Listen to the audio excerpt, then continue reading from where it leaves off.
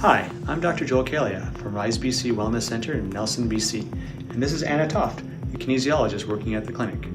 Today we're going to show you a simple technique to use a rubber ball to treat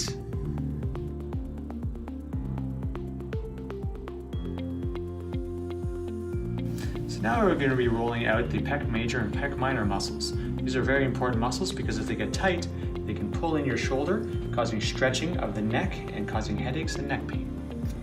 So you'll take your ball, place it in the chest, and then facing the wall, and start to move back and forth. So at first you want to do the exploration. So you're finding the spots. You can also move up and down. So a little up and down motion.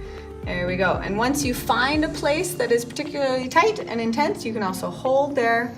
Nice deep breaths, long exhales.